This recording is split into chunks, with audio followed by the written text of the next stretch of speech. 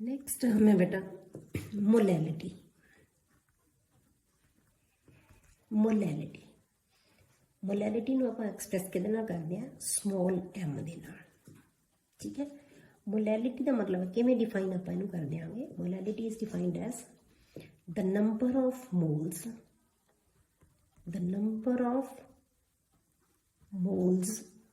of the solute dissolved per kilogram of the solvent, per kilogram of the solvent। ਜੇ ਨਾ ਫਾਰਮੂਲੇ ਦੀ farm ਵਿੱਚ express ਕਰਨਾ ਹੋਵੇ ਤਾਂ ਆਪਾਂ ਕੀ ਲਿਖਾਂਗੇ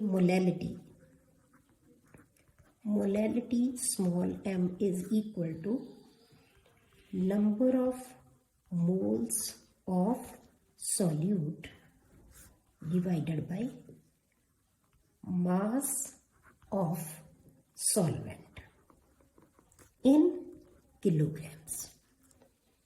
ठीक है, पर जे सानू मास किलोग्राम्स नहीं, सानू आम तौर पर मास किहदे च होएगा ग्राम्स दे विच, तो आपां की है ग्राम्स नू किलोग्राम्स दे विच कन्वर्ट कर लांगे डिवाइडेड बाय 1000 करके।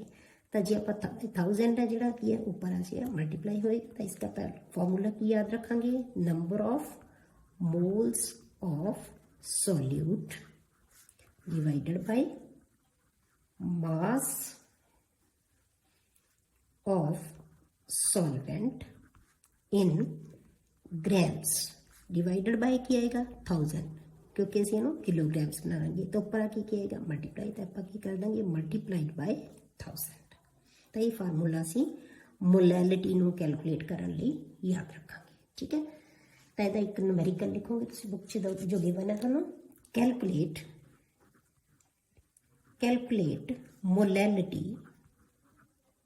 Molality of 2.5 gram of ethanoic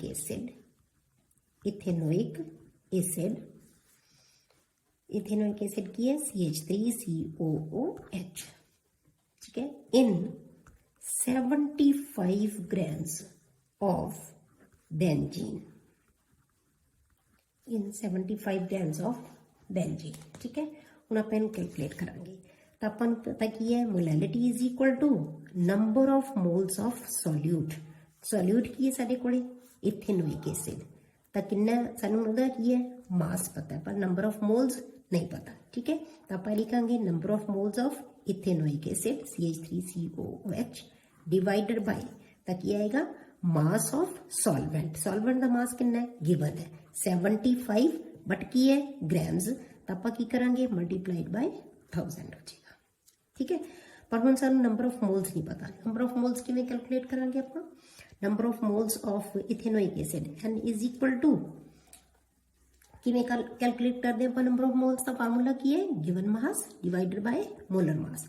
given mass कितना है 2.5 डिवाइडेड बाय मोलर मास ਅਸੀਂ ਕਿਵੇਂ कैलकुलेट करांगे इथेनोइक एसिड ਦਾ C कितना है 12 मल्टीप्लाइड बाय 2 प्लस H किन्ने 4 1 मल्टीप्लाइड बाय 4 प्लस O किन्ने 2 16 मल्टीप्लाइड बाय 2। ठीक है, ये मास है जिहड़ा कितना आ जाता है 60 ग्राम्स। इहनूं आपां की कहांगे इहदा मॉलिक्यूलर मास। जे आपां एटॉमिक मासेस नूं जोड़ दिंदे हां तां की आ जांदा है मॉलिक्यूलर मास। ठीक है, तो मॉलिक्यूलर मास नाल आपां इहनूं डिवाइड कर दांगे। ਇਹ ਕੀ ਆ ਜਾਣਗੇ ਤੁਹਾਡੇ ਕੋਲੇ ਨੰਬਰ ਆਫ ਮੋਲਸ। ਇਹ ਨੰਬਰ ਆਫ ਮੋਲਸ ਹੈ ਜਿਹੜੇ ਕਿੰਨੇ ਆ ਜਾਂਦੇ ਜਦੋਂ ਆਪਾਂ ਇਹਨੂੰ ਕੈਲਕੂਲੇਟ ਕਰਦੇ ਹਾਂ 0.0417 ਮੋਲਸ। ਠੀਕ ਹੈ, ਤੇ ਆਪਾਂ ਇਹਦੀ ਵੈਲਿਊ ਪੁੱਟ ਕਰ ਦਾਂਗੇ m is equal to 0.0417 divided by क्या आएगा 75 multiplied by 1000।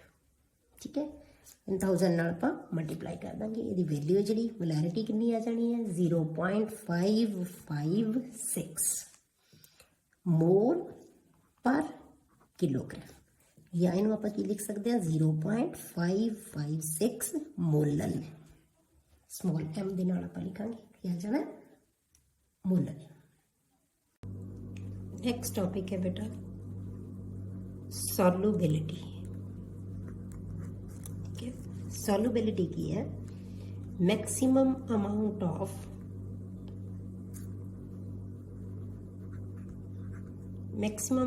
of substance, any substance that can be dissolved in a fixed or definite amount of solvent। मतलब एक पर्टिकुलर सॉल्वेंट ਦੇ ਵਿੱਚ ਇੱਕ ਸਪੈਸੀਫਿਕ ਸॉल्वेंट ਦੇ ਵਿੱਚ ਆਪਾਂ ਕਿੰਨੀ ਸਬਸਟੈਂਸ ਡਿਸੋਲਵ ਕਰ ਸਕਦੇ ਹਾਂ, ਠੀਕ ਹੈ। ਐਟ ਅ ਪਰਟੀਕੂਲਰ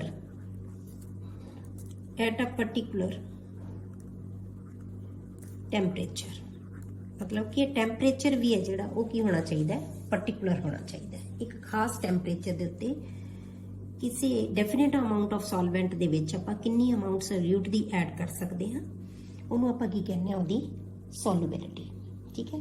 ਸੋਲੂਬਿਲਿਟੀ ਹੈ ਜਿਹੜੀ ਉਹ ਡਿਪੈਂਡ ਕਰਦੀ ਹੈ ਬੇਟੇ ਨੇਚਰ ਆਫ ਸੋਲਿਊਟ ਐਂਡ ਸੋਲਵੈਂਟ। ਸੋਲਵੈਂਟ ਤੇ ਸੋਲਿਊਟ ਦੋਨਾਂ ਦੀ ਨੇਚਰ ਦੇ ਉੱਤੇ ਡਿਪੈਂਡ ਕਰਦੀ ਹੈ ਕਿ ਕਿਹੋ ਜਿਹਾ ਸੋਲਿਊਟ ਹੈ, ਕਿਹੋ ਜਿਹਾ ਸੋਲਵੈਂਟ ਹੈ, ਕਿਹੋ ਜਿਹੀਆਂ ਉਹਨਾਂ ਦੇ ਵਿੱਚ ਫੋਰਸਿਸ ਆਫ ਅਟਰੈਕਸ਼ਨ ਹੈ, ਠੀਕ ਹੈ। ਦੂਸਰੀ ਚੀਜ਼ ਇਹ ਡਿਪੈਂਡ ਕਰਦੀ ਹੈ ਟੈਂਪਰੇਚਰ ਤੇ, ਟੈਂਪਰੇਚਰ ਐਂਡ ਪ੍ਰੈਸ਼ਰ। ਟੈਂਪਰੇਚਰ ਤੇ ਪ੍ਰੈਸ਼ਰ ਦੇ ਉੱਤੇ ਵੀ ਡਿਪੈਂਡ ਕਰਦੀ ਹੈ ਸੋਲੂਬਿਲਿਟੀ ਹੈ ਜਿਹੜੀ। ਟੈਂਪਰੇਚਰ ਦੇ ਵਧਾਉਣ ਘਟਾਉਣ ਨਾਲ ਵੀ ਸੋਲੂਬਿਲਿਟੀ ਵੱਧਦੀ ਘਟਦੀ ਹੈ, ਪ੍ਰੈਸ਼ਰ ਦੇ ਵਧਾਉਣ ਘਟਾਉਣ ਨਾਲ ਵੀ ਸੋਲੂਬਿਲਿਟੀ ਦੇ ਉੱਤੇ ਇਫੈਕਟ ਪੈਂਦਾ ਹੈ। ਉਹ ਡਿਪੈਂਡ ਕਰਦਾ ਹੈ ਕਿ ਸੋਲਿਊਟ ਕਿਹੋ ਜਿਹਾ ਹੈ। ਜਿਵੇਂ ਗੈਸਿਸ ਹੋਣਗੀਆਂ ਇਫੈਕਟ ਕਰੇਗਾ ਪ੍ਰੈਸ਼ਰ, ਪਰ ਜੇ ਆਪਾਂ ਸੋਲਿਡ ਹੈ ਤਾਂ ਉਹ ਜਿਹੜੇ ਸੋਲਿਡਸ ਹੈ ਜਾਂ ਲਿਕੁਇਡਸ ਹੈ ਤਕਰੀਬਨ ਇਨਕੰਪਰੈਸਿਬਲ ਹੁੰਦੇ ਆ, ਤੇ ਇਸ ਕਰਕੇ ਕੀ ਹੈ ਆਪਾਂ ਸੋਲੂਬਿਲਿਟੀ ਦਾ ਕੋਈ ਇਫੈਕਟ ਨਹੀਂ ਹੋਏਗਾ, ਠੀਕ ਹੈ। ਹੁਣ ਕਿਹੜੇ ਕਿਹੜੇ ਫੈਕਟਰਸ ਹੈ ਜਿਹੜੇ ਇਫੈਕਟ ਕਰਦੇ ਆ ਉਹਨੂੰ, ਠੀਕ ਹੈ। ਆਪਾਂ ਇਹਨਾਂ ਫੈਕਟਰਸ ਦਾ ਇਫੈਕਟ ਜਿਹੜਾ ਦੇਖਾਂਗੇ ਉਹ ਦੇਖਾਂਗੇ ਆਪਾਂ solubility of gases and solids in liquids। ਹੁਣ ਇਹਨਾਂ ਫੈਕਟਰਸ ਦਾ ਇਫੈਕਟ ਹੈ ਜਿਹੜਾ ਆਪਾਂ ਕਿ ਗੈਸਿਸ ਤੇ ਸੋਲਿਡਸ ਨੂੰ ਜਦੋਂ ਅਸੀਂ ਲਿਕੁਇਡਸ ਦੇ ਵਿੱਚ ਪਾਉਂਦੇ ਆ ਤਾਂ ਉਹਨਾਂ ਦੀ ਸੋਲੂਬਿਲਿਟੀ ਦੇ ਉੱਤੇ ਕੀ ਇਫੈਕਟ ਪੈਂਦਾ ਹੈ, ਠੀਕ ਹੈ। ਸਭ ਤੋਂ ਪਹਿਲਾਂ ਆਪਾਂ ਪੜਾਂਗੇ ਸੋਲੂਬਿਲਿਟੀ ਆਫ ਸੋਲਿਡਸ, ਠੀਕ ਹੈ। ਸੋਲੂਬਿਲਿਟੀ ਆਫ ਸੋਲਿਡਸ ਇਨ ਲਿਕੁਇਡਸ, ਇਹ ਆਪਾਂ ਪਹਿਲਾਂ ਸਭ ਤੋਂ ਪੜਾਂਗੇ, ਠੀਕ ਹੈ। ਆਪਾਂ ਕੀ ਦੇਖਦੇ ਹਾਂ ਬੇਟੇ ਕਿ ਹਰ ਤਰ੍ਹਾਂ ਦਾ ਜਿਹੜਾ ਸੋਲਿਡ ਹੈ ਕਿਸੇ ਵੀ ਗਿਵਨ ਲਿਕੁਇਡ ਦੇ ਵਿੱਚ ਹਮੇਸ਼ਾ ਸੋਲੂਬਲ ਨਹੀਂ ਹੁੰਦਾ। ਕੋਈ ਸੋਲਿਡ ਕਿਸੇ ਲਿਕੁਇਡ ਦੇ ਵਿੱਚ ਘੁਲਦਾ ਹੈ, ਕੋਈ ਸੋਲਿਡ ਕਿਸੇ ਲਿਕੁਇਡ ਦੇ ਵਿੱਚ। ਜਿਵੇਂ ਆਪਾਂ ਐਗਜ਼ਾਮਪਲ ਲੈ ਲਈਏ, ਆਪਣੇ ਕੋਲ ਹੈ ਸੋਡੀਅਮ ਕਲੋਰਾਈਡ, ਠੀਕ ਹੈ। ਸੋਡੀਅਮ ਕਲੋਰਾਈਡ ਹੈ ਜਿਹੜਾ, ਜੇ ਆਪਾਂ ਉਹਨੂੰ ਦੇਖੀਏ ਤਾਂ ਉਹ ਪਾਣੀ ਦੇ ਵਿੱਚ ਬਹੁਤ ਈਜ਼ੀਲੀ ਘੁਲ ਜਾਂਦਾ ਹੈ, ਰੈਡੀਲੀ ਡਿਸੋਲਵ ਹੋ ਜਾਂਦਾ ਹੈ, ਕਲੀਅਰ। ਪਰ ਜੇ ਆਪਾਂ ਇਹਦੇ ਨਾਲ ਹੀ ਜੇ ਆਪਾਂ ਨੈਫਥਲੀਨ ਲੈ ਲਈਏ, ਨੈਫਥਲੀਨ ਹੈ ਜਿਹੜਾ ਉਹ ਪਾਣੀ ਦੇ ਵਿੱਚ ਤਾਂ ਬਿਲਕੁਲ ਨਹੀਂ ਘੁਲੇਗਾ, ਪਾਣੀ 'ਚ ਨਹੀਂ ਘੁਲਦਾ। ਪਰ ਜੇ ਆਪਾਂ ਲਈਏ ਬੈਂਜ਼ੀਨ ਲੈ ਲਈਏ ਤਾਂ ਬੈਂਜ਼ੀਨ ਦੇ ਵਿੱਚ ਇਹ ਬਹੁਤ ਆਸਾਨੀ ਨਾਲ ਘੁਲ ਜਾਂਦਾ ਹੈ। ਪਰ ਜੇ ਆਪਾਂ ਬੈਂਜ਼ੀਨ ਦੇ ਵਿੱਚ ਸੋਡੀਅਮ ਕਲੋਰਾਈਡ ਜਾਂ ਆਪਾਂ ਇੱਥੇ ਨਾਲ ਦੇ ਸ਼ੂਗਰ ਲੈ ਲਓ, ਕੁਝ ਵੀ ਲੈ ਸਕਦੇ ਆਪਾਂ, ਇਹਨਾਂ ਨੂੰ ਘੋਲੀਏ ਤਾਂ ਬੈਂਜ਼ੀਨ ਦੇ ਵਿੱਚ ਨਹੀਂ ਘੁਲਣਗੇ। ਤਾਂ ਇਹਦਾ ਮਤਲਬ ਕੀ ਹੈ ਕਿ ਆਪਾਂ ਕੀ ਕਹਿ ਸਕਦੇ ਹਾਂ ਕਿ ਜੇ ਤਾਂ ਕੋਈ ਪੋਲਰ ਸੋਲਿਊਟ ਹੈ ਤਾਂ ਉਹ ਪੋਲਰ ਸੋਲਵੈਂਟ ਦੇ ਵਿੱਚ ਹੀ ਘੁਲੇਗਾ, ਪਰ ਜੇ ਕੋਈ ਨਾਨ ਪੋਲਰ ਸੋਲਿਊਟ ਹੈ ਤਾਂ ਉਹ ਨਾਨ ਪੋਲਰ ਸੋਲਵੈਂਟ ਦੇ ਵਿੱਚ ਹੀ ਡਿਸੋਲਵ ਹੋਏਗਾ, ਠੀਕ ਹੈ। ਤਾਂ ਇਸ ਤਰ੍ਹਾਂ ਆਪਾਂ ਕੀ ਕਹਿ ਸਕਦੇ ਹਾਂ ਕਿ ਜਿਹੜੇ ਸੋਲਿਊਟ ਹੈ ਤੇ ਸੋਲਵੈਂਟ ਜਿਨ੍ਹਾਂ ਦੀਆਂ ਫੋਰਸਿਸ ਆਫ ਅਟਰੈਕਸ਼ਨ ਹੈ, ਠੀਕ ਹੈ, ਇੰਟਰਮੋਲੀਕੂਲਰ ਜਿਹੜੀਆਂ ਇੰਟਰੈਕਸ਼ਨਸ ਹੈ ਉਹਨਾਂ ਤੇ ਡਿਪੈਂਡ ਕਰੇਗਾ। ਜੇ ਉਹਨਾਂ ਦੀਆਂ ਇੰਟਰੈਕਸ਼ਨਸ ਸੇਮ ਹੋਣਗੀਆਂ ਤਾਂ ਉਹ ਕੀ ਹੈ ਆਸਾਨੀ ਨਾਲ ਘੁਲ ਜਾਣਗੇ, ਜੇ ਸੇਮ ਨਹੀਂ ਹੋਣਗੀਆਂ ਤਾਂ ਉਹ ਨਹੀਂ ਘੁਲਣਗੇ। ਤਾਂ ਇਸ ਕਰਕੇ ਆਪਾਂ ਇਹਨਾਂ ਵਾਸਤੇ ਇੱਕ ਜਿਹੜਾ ਇੰਟਰੈਕਸ਼ਨ ਦੇ ਬੇਸ ਤੇ ਆਪਾਂ ਕਹਿ ਸਕਦੇ ਹਾਂ ਕਿ ਆਪਾਂ ਕਹਿੰਦੇ ਹਾਂ ਲਾਈਕ ਡਿਸੋਲਵਸ ਲਾਈਕ, मतलब की है जिहो जिहा कोई सॉल्वेंट होएगा वो अपने अंदर उही जे ही सॉल्वेंट नूं घुलन देगा, उस तो वखरा सॉल्वेंट है जिहड़ा वो उहदे अंदर नहीं घुल सकेगा। ठीक है, ਹੁਣ ਆਪਾਂ ਜਦੋਂ ਕੋਈ ਸੋਲਿਡ ਲੈਂਦੇ ਆ ਕਿਸੇ ਸੋਲਵੈਂਟ ਦੇ ਵਿੱਚ ਸੋਲਵੈਂਟ ਦੇ ਵਿੱਚ ਆਪਾਂ ਉਹਨੂੰ ਐਡ ਕਰਦੇ ਆ ਤਾਂ ਉਹਦੀ ਕੰਸੈਂਟ੍ਰੇਸ਼ਨ ਹੈ ਜਿਹੜੀ ਉਹ ਲਗਾਤਾਰ ਵੱਧਦੀ ਜਾਂਦੀ ਹੈ। ਠੀਕ ਹੈ, ਆਪਾਂ ਇੱਕ ਕੋਈ ਸੋਲਵੈਂਟ ਲਿਆ, ਉਹਦੇ ਵਿੱਚ ਆਪਾਂ ਸੋਲਿਊਟ ਨੂੰ ਘੋਲਣਾ ਸ਼ੁਰੂ ਕੀਤਾ, ਉਹਦੇ ਵਿੱਚ ਉਹ ਘੁਲਦਾ ਜਾਏਗਾ, ਕੰਸੈਂਟ੍ਰੇਸ਼ਨ ਉਹਦੀ ਇਨਕਰੀਜ਼ ਹੁੰਦੀ ਜਾਏਗੀ। ਠੀਕ ਹੈ, ਆਪਾਂ ਲਿਆ ਸੋਲਿਊਟ, ਠੀਕ ਹੈ, ਪਲੱਸ ਆਪਾਂ ਕੀ ਕੀਤਾ ਸੋਲਵੈਂਟ ਐਡ ਕਰਤਾ ਤਾਂ ਇਹਨੇ ਕੀ ਬਣਾਤਾ ਸੋਲਿਊਸ਼ਨ, कंसनट्रेशन बढ़ती जाएगी। इस प्रोसेस नूं बेटे आपां की कह दिंदे आ डिसोल्यूशन, इस प्रोसेस नूं की कहने इस घुलन नूं की कह दिंदे आपां डिसोल्यूशन। ठीक है, पर फिर की होएगा थोड़ी देर तक कंसनट्रेशन इंक्रीज होती जाएगी, फिर की होएगा कि जिहड़े सोल्यूशन दे विच सोल्यूट दे पार्टिकल्स है, घुले हुए पार्टिकल्स है, वो सॉलिड पार्टिकल्स दे नाल मिल के टकरा के कोलाइड करके ਉਹਦੇ ਵਿੱਚੋਂ सॉलिड फॉर्म ਦੇ ਵਿੱਚ ਬਣਨਾ ਸ਼ੁਰੂ ਹੋ ਜਾਂਦੇ हैं। मतलब सोल्यूशन ਦੇ ਵਿੱਚੋਂ सोल्यूट ਦੇ ਪਾਰਟੀਕਲ ਜਿਹੜਾ सॉलिड ਅਸੀਂ ਹੋਰ ਐਡ ਕਰ ਰਹੇ ਹਾਂ ਉਹਦੇ ਨਾਲ ਮਿਲ ਕੇ ਕੋਲਾਈਡ ਕਰਕੇ ਇਹ ਵਾਪਸ सोल्यूट ਦੇ ਵਿੱਚ ਕਨਵਰਟ ਹੋ ਜਾਣਗੇ। ਉਸ ਪ੍ਰੋਸੈਸ ਨੂੰ ਬੇਟੇ ਆਪਾਂ ਕੀ ਕਹਿ ਦਾਂਗੇ ਕ੍ਰਿਸਟਲਾਈਜੇਸ਼ਨ। ਕ੍ਰਿਸਟਲਾਈਜੇਸ਼ਨ ਇਹਨੂੰ ਆਪਾਂ ਪ੍ਰੋਸੈਸ ਨੂੰ ਕੀ ਕਹਿੰਦੇ ਆ ਕ੍ਰਿਸਟਲਾਈਜੇਸ਼ਨ। ਤੇ ਇਹਦਾ ਮਤਲਬ ਕੀ ਹੋਇਆ ਕਿ ਦੋ ਪ੍ਰੋਸੈਸਸ ਹੈ ਜਿਹੜੀਆਂ ਉਹ ਸਾਈਡ ਬਾय ਸਾਈਡ ਚੱਲ ਪੈਣਗੇ। ਇੱਕ ਟਾਈਮ ਆਏਗਾ ਜਦੋਂ ਉਹਨਾਂ ਦੇ ਵਿੱਚ ਇਕੁਇਲਿਬ੍ਰੀਅਮ ਅਟੇਨ ਹੋ ਜਾਏਗਾ।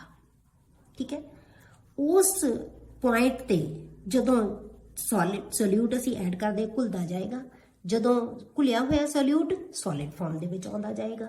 मतलब कि रेट दोनों प्रोसेसेस दी की हो जाएगी सेम हो जाएगी, rate of dissolution and rate of crystallization दोनों जिहड़े हैगे आ ओह रेट उन्हां दी सेम हो जाएगी। हुण इहो जी स्टेज जदों आ जांदी है उत्थे तुहाडे कोले एक डायनेमिक इक्विलिब्रियम अटेन हो जाता है। डायनेमिक इक्विलिब्रियम आ जाता है उन्हां दे विच। डायनेमिक का मतलब कि गतिशील जिन्हों आपां कहने आ, मतलब दोनों प्रोसेस चले स्टिल नहीं हुंदी प्रोसेस चलती रहती है, दोनों प्रोसेस साइड बाय साइड चलदियां रहंदियां। ठीक है, हुण उस टाइम ते जाके जिहड़ा तुहाडे कोले अमाउंट है सोल्यूट दी वो की हो जाती है कॉन्स्टेंट हो जाती है, मतलब होर उहदे विच सोल्यूट ऐड नहीं हो सकता। ठीक है, हुण जदों सोल्यूट होर ऐड नहीं हो सकेगा किसी भी सोल्यूशन दे विच उस तरह के सोल्यूशन नूं असीं की कहने आ सैचुरेटेड सोल्यूशन। उस सोल्यूशन नूं की कहा जाता है सैचुरेटेड सोल्यूशन। पर जे कोई सोल्यूशन होवे जिहदे विच आपां होर सोल्यूट ऐड कर सकदे होइए तां उस सोल्यूशन नूं असीं की कहने आ बेटे अनसैचुरेटेड सोल्यूशन। ठीक है, तो सॉल्युबिलिटी जो असीं किसे चेक करनी है किसी भी सोल्यूशन की तो सानू किहड़ा सोल्यूशन बनाना पैंदा है सैचुरेटेड सोल्यूशन, ताही असीं उहदी सॉल्युबिलिटी है जिहड़ी वो चेक कर सकते हैं। बेटा पहला आपां देखिया कि किसी भी सबसटेंस की सॉल्युबिलिटी है जिहड़ी वो सबसटेंस की नेचर के उत्ते डिपेंड करती है, नेचर ऑफ सबसटेंस। ठीक है, पर इहदे नाल नाल दो होर पैरामीटर्स भी है जिन्हां दे उत्ते सॉल्युबिलिटी है जिहड़ी वो डिपेंड करती है। पहला फैक्टर है टैंपरेचर। टैंपरेचर है जिहड़ा बहुत इफेक्ट करता है सॉल्युबिलिटी नूं। ठीक है, हुण जे आपां सोल्यूट प्लस सॉल्वेंट, ठीक है, इस प्रोसैस नूं आपां ये बनेगा सोल्यूशन। जे आपां प्रोसैस नूं डायनेमिक इक्विलिब्रियम दे विच लईए क्योंकि प्रोसैस इक्विलिब्रियम दे विच है डिसोल्यूशन एंड क्रिस्टलाइजेशन, तां जिहड़ा ये हमेशा ली चैटेलियस, ठीक है, ली चैटेलियस प्रिंसीपल नूं जरूर फॉलो करेगा, ली चैटेलियर प्रिंसीपल नूं जरूर फॉलो करेगा। ठीक है, ये तुसीं पढ़िया होया बेटी +1 दे विच ली चैटेलियस प्रिंसीपल की है। ठीक है, इसदा मतलब की है कि if the process of dissolution is endothermic in nature means delta H solution है जिहड़ा is greater than 0। ठीक है, जे 0 तो वध होएगा तो इसदा मतलब की है then solubility of substance will increase, तो इंक्रीज हो जाएगी। Clear? If the dissolution is exothermic in nature, exothermic in nature, then means delta H solution है जी, dissolution है जिला वो less than 0 हुई, तदा मतलब then solubility of the substance will decrease, तो दी solubility है जी होगी हो जाएगी decrease हो जाएगी। ठीक है, ये हो गया इफेक्ट ऑफ टेम्परेचर। दूसरा जो पैरामीटर आप लवांगे प्रेशर। ठीक है, प्रेशर है जिहड़ा वो किवें इफेक्ट करेगा, बट ये सॉल्युबिलिटी ऑफ सॉलिड्स दे ऊपर प्रेशर का इफेक्ट सिग्निफिकेंट नहीं होएगा। क्यों? क्योंकि solids and liquids both are highly incompressible, compress नहीं कर सकते आप, इसलिए वो ज़्यादा इफेक्ट उन्होंने नहीं करेगा। ठीक है, इसलिए प्रेशर है जिहड़ा इन्हां दी सॉल्युबिलिटी ने इफेक्ट नहीं कर सकता ज़्यादा। ठीक है।